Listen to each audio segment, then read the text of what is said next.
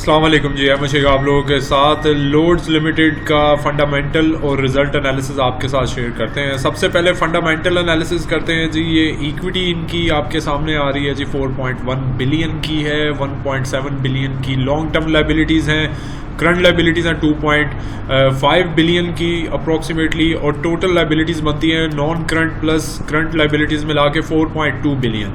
इसी तरह current assets हैं 2.86 बिलियन के, इसमें इन्वेंट्री शामिल है 1.3 बिलियन की। तो इन्वेंट्री के अलावा जो रह जाते हैं 1.53 बिलियन के क्विक एसेट्स रह जाते हैं। डेट टू इक्विटी रेशो 0.92 है। और मैं अक्सर आप लोगों से डिस्कस करता रहता हूं कि जो कंपनी अपनी डेट टू इक्विटी रेशो 1 से बिलो शो कर रही है वो कंपनीज काफ़ी बेहतर कंसीडर की जाती हैं अगर उनकी सेल्स और बाकी ऑपरेशंस भी अच्छे चल रहे हो तो।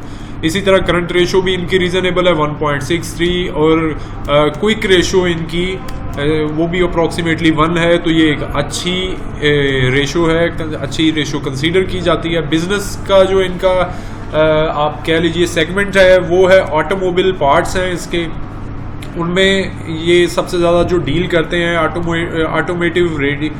Automotive radiators, exhaust systems and sheet metal components, वो जो भी ये गाड़ियों से रिलेटेड इन तीनों पार्ट्स को डील करते हैं मेनली।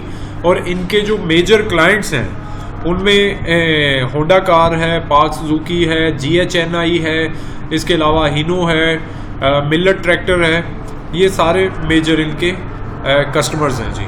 और कस्टमर्स की तरफ से इनको अप्रिसिएशन भी अच्छी मिलती है। मतलब ये बहुत सारे इनके जो कस्टमर्स हैं उनमें उन्होंने इनको अच्छी सर्विसेज पे अवार्ड्स भी दिए हुए हैं, जिनमें होंडा कार और वो भी ये शामिल हैं। होंडा कार, सुजुकी, GHNI, ये तीनों शामिल हैं जी। इसके अलावा अगर हम बात करें कि इसका रिज़ल्ट एनालिसिस करें तो सबसे पहले इस क्वार्टर का जो रिज़ल्ट है 54.4% इनकी सेल्स बढ़ी हैं। कॉस्ट ऑफ सेल्स में परसेंटेज के अतबार से कमी हुई है 2.90%। एडमिनिस्ट्रेटिव कॉस्ट में 0.4% कमी हुई है। अदर एक्सपेंसेस बढ़े हैं थोड़े से। अदर इनकम काफ़ी कम हुई है जी। और इसके अलावा जो है फाइनेंशियल कॉस्ट वो 1.7% कमी हुई है, और ये रीज़नेबल कमी है। इन्होंने काफ़ी सारे लोन्स रीपे किए हैं, प्लस रीस्केजुलिंग करवाई है अपने लोन फाइनेंसिंग की। इसके अलावा जो नेट प्रॉफिट है इनका, उसमें इस क्वार्टर में कमी हुई है थोड़ी सी। और ये हम अभी इसको डिस्कस करते हैं। ये कंसोलिडेटेड्स हैं, तो ये कंसोलिडेटेड अकाउंट्स हैं। अगर आप इंडिपेंडेंट जो इंडिविजुअल है, सोलो है, अगर उसकी बात करें तो उसमें इनके प्रॉफिटेबिलिटी में 3.80% इजाफा हुआ है। क्योंकि कंपनीज़ की जो ग्रुप होता है या नेटवर्क है जिसके पास सब्सिडरीज भी होती हैं, तो ओवरऑल मैं प्रेफर करता हूँ कि ये कंसोलिडेटेड अकाउंट शेयर किए जाएँ, डिस्कस किए जाएँ, क्योंकि उसमें ज़्यादा क्लियर पिक्चर होती है कि ओवरऑल ये पूरा ग्रुप या नेटवर्क जहाँ जहाँ पे इनकी इन्वेस्टमेंट है किस तरह से परफॉर्म कर रहा है। तो सबसे पहले हमने देख लिया कि ये बेसिकली 3.10% इनकी प्रॉफिटेबिलिटी में कमी हुई है, लेकिन ओवरऑल जो इनके नेट प्रॉफिट्स हैं वो 1,16,87,000 हैं, जबकि लास्ट ईयर सेम क्वार्टर में 34 करोड़ थे, मतलब 3 गुना ज़्यादा थे। तो ओवरऑल जो 3 क्वार्टर्स का रिज़ल्ट अगर हम देखें तो 3 क्वार्टर्स में इन्होंने तकरीबन 5 करोड़ रुपए का नेट प्रॉफिट शो कर दिया है, जबकि लास्ट ईयर सेम पीरियड में इन्होंने 5.8 करोड़ रुपए का लॉस शो किया था। तो ओवरऑल ये 3 क्वार्टर्स का एक्यूमुलेट करके रिजल्ट देखें कंसोलिडेटेड, तो अच्छा खासा इम्प्रूवमेंट आपको ये नज़र आ रहा है।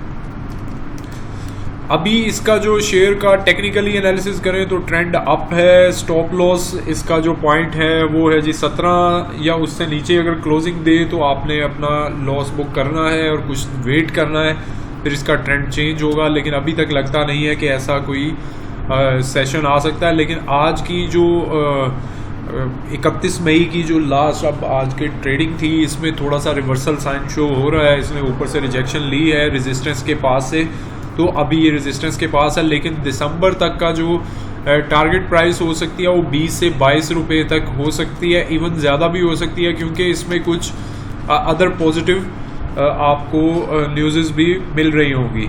सबसे पहले मैं आप लोगों को बताऊं कि इनकी जो मेजर सेल है वो एग्जॉस्ट फैंस हैं, और ये जो एग्जॉस्ट की सेल 64% है, शीट मेटल्स की सेल 23% है, रेडिएटर्स की सेल 13% है।